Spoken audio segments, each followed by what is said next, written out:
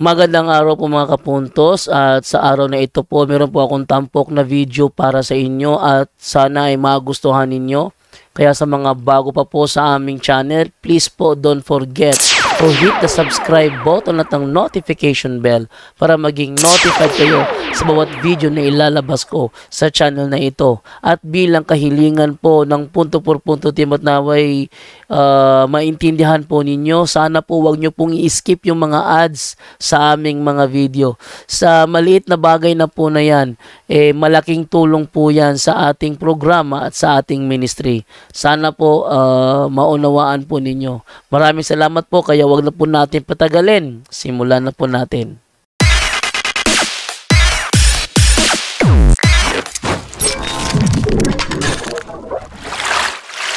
Okay, magandang hapon. So, narito lang po tayo sa ating isa pang episode ito sa Straight to the Point. Straight to the Point na po ito. Kung saan nating i-review yung nangyaring talakayan sa pagitan ni Father Darwin Gitgano at saka ni Glenn Alado via call. Kung saan ating i-review. Pakinggan muna natin na naturang video narito. Basta yung nakita, bro. Bro Alan, bro. Sa inyo masupako ng inyong document. Waman supaka. Okay, sa bagay ito na video, tinatanong ni Father Darwin si Glenn Alado kung bakit nilalabag ni Glenn Alado, kinukontra nila yung kanilang official document, kung saan mababasa naman sa kanilang dokumento na ang church is the pillar and foundation of the truth. Yung kasi nakalagay sa kanilang fundamental belief, no? Ang church ang siyang pillar and foundation of the truth. Sabi ni Father Darwin, bakit kinukontra nila ang kanilang sariling dokumento? Ang sabi naman ni Glenn Alado, hindi daw nila kinukontra.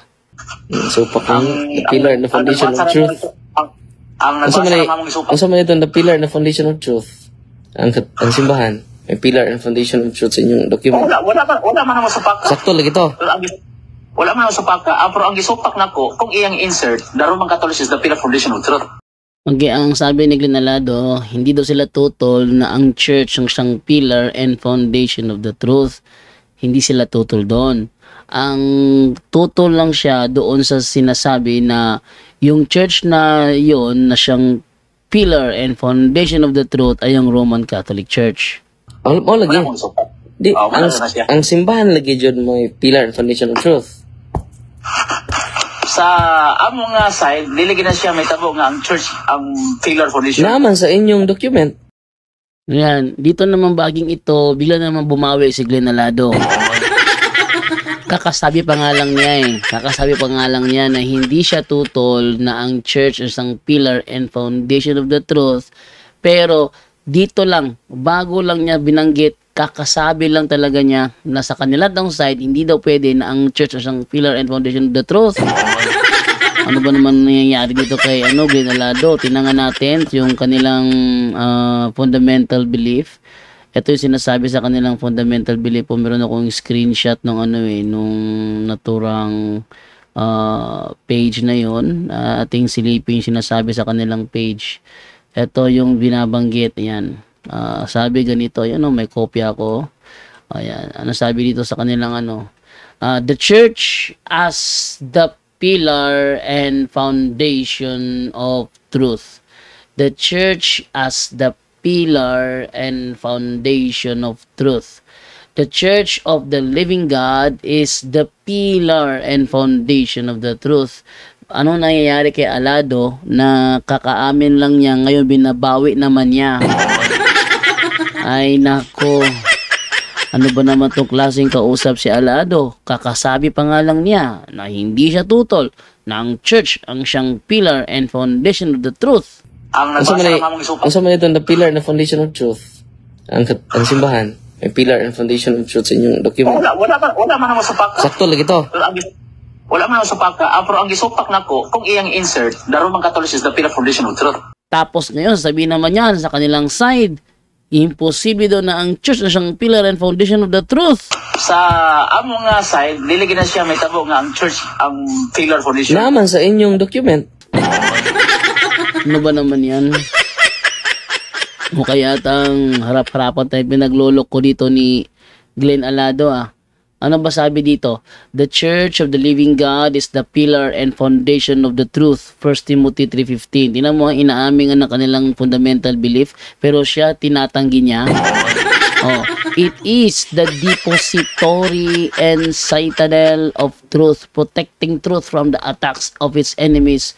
Truth, however, is dynamic, not static. Tingnan nyo ang hindi maunawaan nila dito, yung term depository, mas maganda ating Tagalogin to, no? Mas may Tagalog, ayan, no? Tagalogin natin. The church as the pillar and foundation of truth. The church of the living God is the pillar and foundation of the truth. 1 Timothy 3:15 NIV. It is the depository and citadel of truth, protecting truth from the attacks of its enemies. Truth, however, is dynamic, not static. Ano yan sa Tagalog? Ang simbahan bilang haligi. Ang simbahan bilang haligi at saliga ng katotohanan. Tapos sasabihin ni Alado sa kanilang side, hindi daw ganyan. Sa among nga side, niligyan na siya may tabo nga ang church, ang pillar foundation. Naman sa inyong document.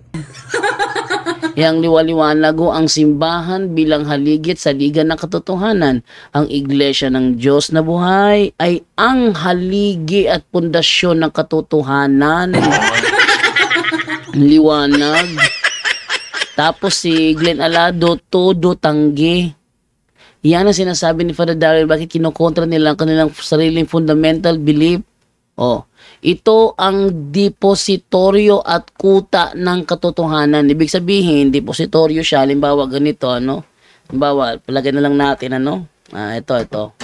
ito. Meron ako ditong lalagyan na may laman na mani. May laman na mani. Ipagpalagay na natin na yung mani na nasa loob nito, yun ang truth. Okay? Ito. Tapos, ito yung lalagyan niya. Ito yung haligi at saligan. Haligi ba? Siya yung protector. Haligi siya.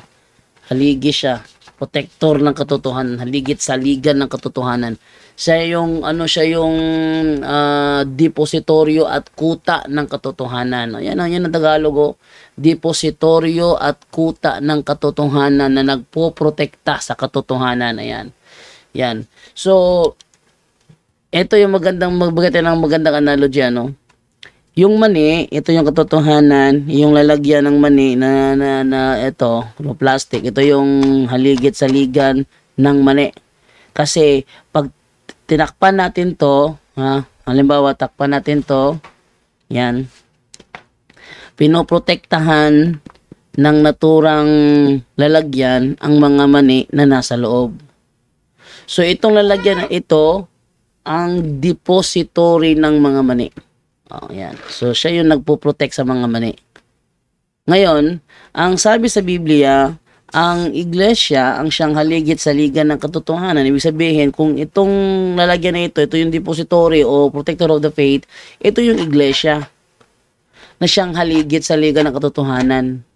Kasi kapag kinontra ni Glenn Alado na ang iglesia ang siyang haligit sa liga ng katotohanan, ibig sabihin kinokontra din niya na ang iglesia ang siyang depository and citadel of truth. Yon. Etong problema sa mga Sabadistang hindi nakakaunawan ng English.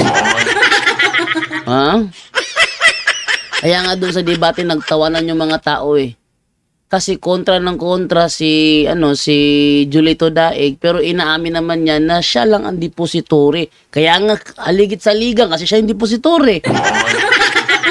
Tanyo? Laki ng problema ng kanilang pag-iisip Kaya nga siya ang haligit sa liga ng katotohanan kasi siya ang depository and citadel. Siya ang depositoryo at kuta. Kuta ba? Sa Bisaya pa nagisudlan sa mga sundalo ang kuta. Ang kuta, mao ang haligi og saligan sa mga sundalo nga nagtago na susulod. Bisaya na lang na ito, basi makasabot. Sa kuta, dunay gubat. Kita mo kuta dire, nay kuta dito. Ang kuta mao na ilahang murag kabir bitaw kabir. sa mga bala nga manglupad mo na ilang cover. Mo na ilang haligi nga ang mga sundalo dili direktamente maigo sa bala. Kina sila haligi ug saligan. Saligan nila mga dili sila maigo sa bala. Ha? Haligi at saligan ng mga sundalo para hindi agad tamaan ng bala. So katong kuta, yung kuta, yun na nagsisilbing haligit saligan ng mga sundalo para hindi sila agad tamaan ng bala. Tapos sasabihin mo, tutol ako na ang kuta ang siyang haligit saligan ng mga sundalo. Eh kung gano'n, kung tutol kayo, ano yung haligit saligan ng mga sundalo kundi yung kuta? Di ba? So dito talaga may diferensya kasi, no? Para yatang total ginawa nila ako ng video na ako daw yung walang pinag-aralan. Dito sa bandang ito, sila yung nakikitang walang pinag-aralan. Oh. Sa bahagi na ito ng video na ito, kalain mo, inaamin na nga ng kanilang libro na ito, it is the depository and citadel of truth, protecting truth from the attacks of its enemies.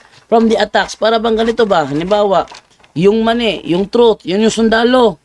Tapos yung haligit saligan niya, yung kanyang depository and citadel, yun ang yung kuta. O yung kuta niya, yun ang iglesia. Ang trabaho ng iglesia, protektahan ang katotohanan para hindi atakihin ng kanyang mga kalaban. So, para bang kuta, lupad ang bala, dili maigo mga sundalo nga nagtago sa sulod kay naa sila'y muna mo protekta nila para di sila maigo sa bala. Yan ang problema. Yung kuta, ginagamit ng mga sundalo yan pang cover, pang protekta sa kanila para hindi sila direktang tamaan ng bala. No? Ito yung gawain ng iglesia. Protektahan ng katotohanan. Kaya siya tinatawag na haligi at saligan ng katotohanan. Kasi pinoprotektahan niya ang katotohanan laban sa mga atake ng mga kalaban. Ito ang trabaho ng iglesia. Tapos kung tutol siya, ilagay natin pagbigyan natin yung unawa ni sasabihin ko halimbawa ganito, sabihin ko halimbawa yung mani, ito yung sundalo, ito yung lalagyan, ito yung kuta. Sabihin ko, yung kuta ang siyang haligit sa liga ng mga sundalo. Sabihin naman ni Glenn Alado, tutol ako na ang kuta ang siyang haligit sa liga ng sundalo. Kung hindi yan ang kuta, sige, ate ilabas yung sundalo. Sino ang haligit kuta niya? Wala na. Pag tinamaan ng bala yan, di sutumba. Bakit? Walang haligit sa liga ng walang haligit sa liga. Kaya tatamaan talaga yan, direktamente ng bala. Kaya para hindi siya tamaan direktamente ng bala, kailangan siyang pumasok sa haligit sa liga ng mga sundalo na siya mismong kuta. Kaya hindi masama na sabihin natin na ang kuta ang siyang haligit sa liga ng mga sundalo panahon ng gera. Ayan. Kaso hindi maunawaan ni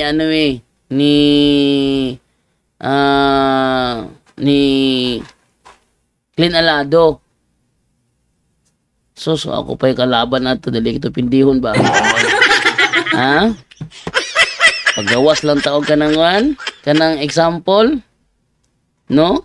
Madali na maunawaan yun. So, yun ang ibig sabihin doon na hindi nila matutulan. Ngayon, ito si Glenn Alado, pilit tinututulan. Sa among side bro, ang church gitawag na siyang manlalaban sa kamaturan. Wala question ana. Bro, why question ana? Ang question ko inyo bro, paminaw sa ba? Ang inyong gibarugan wa masubay sa inyong document. Ningan man ang inyong document, the pillar and the foundation of truth and simbahan. Dito nyo makikita na talagang mahina talaga umunawa si Glenn Alado. Kakasabi pa nga lang niya Kakasabi pa lang niya na ang church ay manlalaban. Sa among side bro, ang church gitawag na siyang manlalaban sa kamaturan. maugali na nga haligig saligan sa kamatuoran tungod kay siya ang manlalaban sa kamatuoran. Purbida. Bako lagi niya gilitok. Ang iglesia mao ang manlalaban sa kamatuoran. Sa amo nga side bro, ang church gitawag na siyang manlalaban sa kamatuoran. Kay maumang kahana ang manlalaban sa kamatuoran, therefore siya gyud ang haligig sukaranan sa kamatuoran, kay siya man ang manlalaban sa kamatuoran. Kay mo gingon silang libro, yang libro so pa ako na po. Tiaw mo na. Dahil diferensya gyud si Alado dili dapitan no, kita man kaya pati maglaruha. Usab na literal or figurative? Pero Explain na bro, ang context ato ang basaw na. Pero sayang dahil wala akong madala akong kwan din, akong fundamental na ako sagot og subok ko fundamental. Dili sa karon imo na mangiangkon nga sakto to. Kana unsa man literal or figurative or symbolical kapag istorya? Sa mga side bro, sa mga side, gi-explain gid nga dapit sa kanang statement na the church is the pinaka-foundational truth niya sa ubos ana repository of truth. Wala question sa dis. Bro, na siya ang among stand niya ang bro, wala mo tubag ako pangutana bro. Yun niya na-explain. Diba? Sa categorical question, yes or no man, yun na explain. Kung sa man literal or figurative? Magkastoryahan. Bakit tumagon ako? Lagi. Namatahan ako. Literal gina siya. Very good. Literal. Literal gina siya. So, wala kinahanglang explanation. Literal man. Ayan, sa bahagi namang ito, tinatanong siya ni Father Darwin kung literal ba yung sinasabi na ang church ang siyang haligid sa ligan ng katotohanan. Ito ba literal, figurative, symbolical? Alin dito? Sabi ni Glenn Alado, yan ay literal. Therefore, dahil literal, no need to explain na kasi literal na siya. That's the point of Father Darwin. Dahil sinabi na ang iglesia ang siyang haligid sa ligan ng katotohanan, wag mo nang baluktutin pa. Ang problema kasi kay Alado, sarili nilang dokumento, binabaluktot pa niya kung hindi magkasya sa kanyang paliwanag. Kung gano'n naman lang, itapon nyo na lang yung inyong fundamental belief at ipalit nyo si Alado sa fundamental belief nyo. O, yan ang malaking problema dito. O, ating ituloy pa yung kanilang pinag-usapan. Ganong literal man. Kaya naman ang church, naman po ang truth, di man na symbolical ang church of ang truth. So, literal siya nga pilar. Bro, ang explanation na nasa ubos. Di mo tan lagdo. Di mo kita magpwede magkuha tag usa ka sentence o usa ka paragraph sa usa ka chapters. Sa usa ka chapters. Niyang ko naman ka pinanggang Glenn. Niyang ko naman ka nga literal. Wala pa pungutan na. So literal jud nga ang simbahan may pillar and foundation of truth. Base sa inyong document, yes or no? Kung diya sa ato nga libro, kanang gingon ako nga literal, ang truth lagi, o ang church. Mo lagi. Ang statement may ako ipangutana. Paminaw ba? Ang statement sa inyong document ako ipangutana. Okay? The church is the pillar. The church is literal. May subject. Unya, ang iyang adjective is the pillar and foundation of truth. When adjective noun siya, ni-describe siya sa church. Literal ba ning pillar and foundation ang simbahan sa inyong document? Yes or no? Literal siya ang church. Di ba? Kaya sa pilar. Pero about anang gikuan mo bro, kanang imong pangutan na about sa foundation, o pilar. About sa pillar. Literal po na. Dili matawag siya pilar ang church, tungkol kay ang church gitawag siya nga manlalaban. Ara. Hastang malasa pagkauto ka. Ano ba nangyari doon? Kaya nga, pillar and foundation of the truth kasi siya yung manlalaban. Ano ba naman to? Ano ba naman to? Weirdo. Weirdo talaga si Glenn Alado. Ang liwaliwanan ba kasabi, kaya nga siya pillar dahil manlalaban, it is the depository and citadel. Citadel, kuta, manlalaban, it will protect the truth from the attack of the enemies. Kaya nga siya protector, kaya siya yung pillar. Agoy utuka. Sa mani. Para yatang walang hindi nakakaunawa ng term citadel at depository. Okay, so natin magagawa ko hanggang doon lang kayang unawain ni Alado at ipagituloy na to ng video. Isa. Lahi ang truth nga gilaban sa church, lahi po ang church, separate na siya sa truth. Botangi. Hastang malasat. Unsa ko daw lang utuka, oy. Straight to the point. Yan ha. Ang mani, hindi siya bahagi ng lalagyan kasi ang lalagyan gawa sa plastic, ang mani kinakain. Yan ha. Yung mani, ito yung mani, kinakain ko to, ayan. Parap. Pero yung lalagyan niya, hindi ko pwede ganaan niya. Hindi pwede yung ganon. No? Yan ang diferensya kay Alado. Tama. Iba yung lalagyan sa mismong mani. Yung iglesia, siya yung haligi sa liga ng katotohanan. Yung katotohanan yung nasa loob. Yung iglesia ang siyang haligit sa ligan. Ano ba naman tong umunawa to si Alado? Pertig yung pagkaliwata. Asa ka na maliwat ka. Sa yaban ng nanay o siya ang tatay. No? Ang talagang siya, yung church, iba siya sa pero iisa lang yan ng katayuan. Parang ganito ba? Naging isang lang. Naging isa sila. Siya yung pumoprotekta sa mani. Naging isa sila dalawa. Yan. Di, kita nyo? Ay, naku, utuka. Muna nga ang church, gihimo niya nga siya manalaban sa truth. Muna siya ang ipasabot niya literal. Bro, asa to pa di literal siya nga pillar and foundation? Figurative. Ang church mo ay literal. Sa to pa ang pillar ug ang foundation siya literal. Yes, nganong dili man. Tungod kay ang church gitawag siya nga manalaban sa truth sa kamaturan. Dili mao ang church mao ang pillar. Botangin na sa iaw muna si Alado. Ay, maliwanag sinasabi ng kalang dokumento. Ayan yung kalang dokumento. Ang simbahan bilang haligi at saligan ng katotohanan. Sa English, the church as the pillar and foundation of the truth. Sabi ni Alado, hindi yan totoo. Murag, sa tingin ko, hindi worth it kalaban si Glenn Alado. No? Hindi siya worth it na makalaban ni Father Darwin. Kung ganyan siya umunawa, hindi siya karapat-dapat para itapat kay Father Darwin.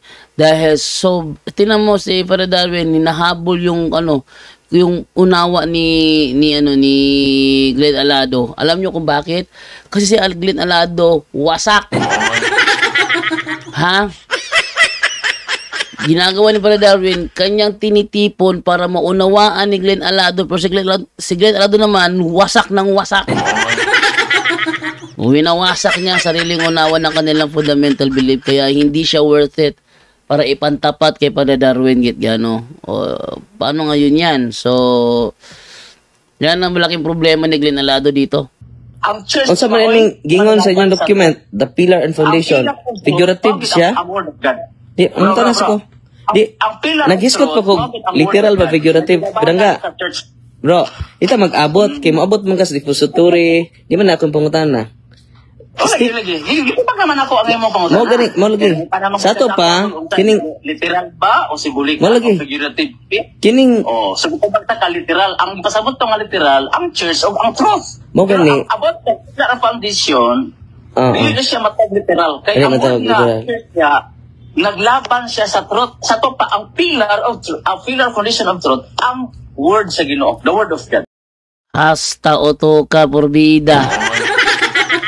Yung truth, yun na nga ang word of God eh. Yung truth, yun na nga ang word of God eh.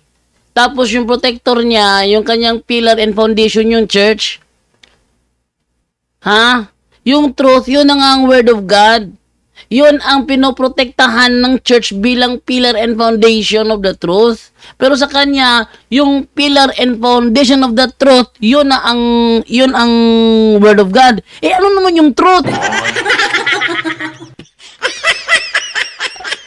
Ay nako, purbida utuka, asa naliwat. Asa naliwat ang utok, asa naliwat. Ha? Klaro kayo. Perting ano ha, kita ninyo ha, yung word of God, yun mismo ang truth. Yun mismo ang truth. Pero sa kanya, iba yung kanyang unawa doon. So, yung pillar and foundation, siya yung haligit sa legal, siya yung citadel ba? Citadel kuta. Kuta, siya ang protector. Ang iglesia, ang siyang citadel or protector dahil siya ang pillar and foundation. Kung ang protector, ito, halimbawa, lagyan na ito wala para makita ninyo ang kung gaano ang level ng utak meron si Glenn Alado, ha? Etong nasa loob, ito yung truth. Tapos itong plastic nito, ito yung nagpoprotekta sa truth. Sa kanya, yung nagpoprotekta sa truth, yung word of God, ang pinoprotektahan yung truth. Kung ang word of God ang siyang haligit sa liga ng katotohanan, eh ano yung truth na pinoprotektahan niya? Hay, utoka, grabe. Straight to the point. Baho lang kung kasa naliwat.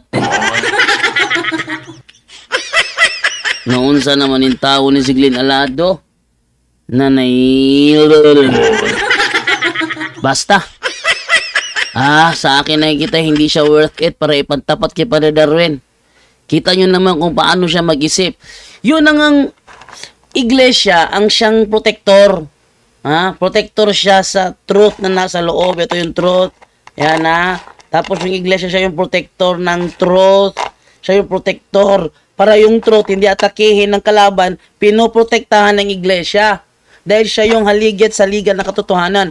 Kung yung haligit sa liga ng katotohanan, yun na mismo ang word of God, eh ano yung truth na pinoprotektahan? Grabe. Glenn Alado, akala ko ba strong man?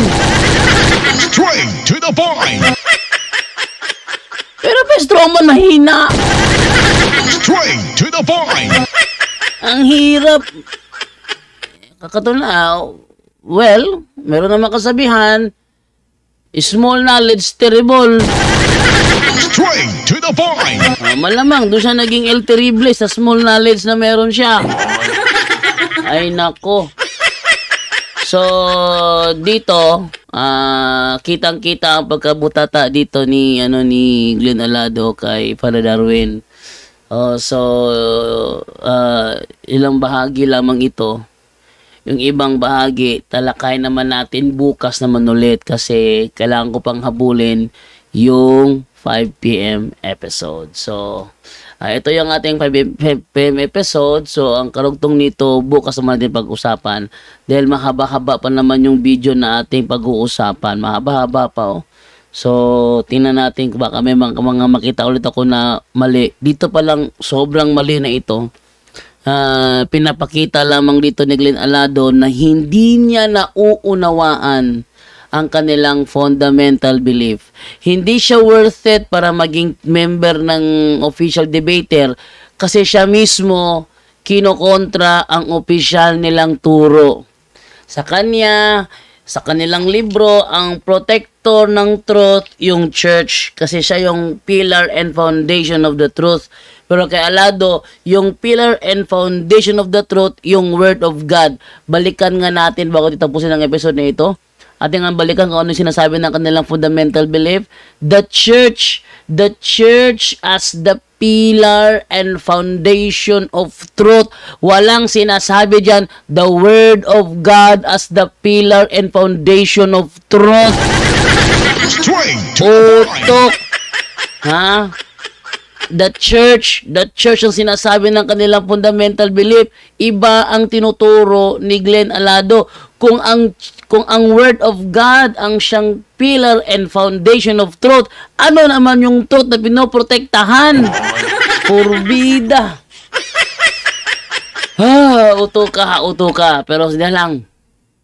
Ato sulay kuan si Alado ani. Anang magkuhan tao live mamaya. Baka sakali may bakante tayo. So hanggang dito na lamang po dahil kailangan ko ng may gagawin pa ako sa oras na ito. Okay? Alam po. Bye-bye.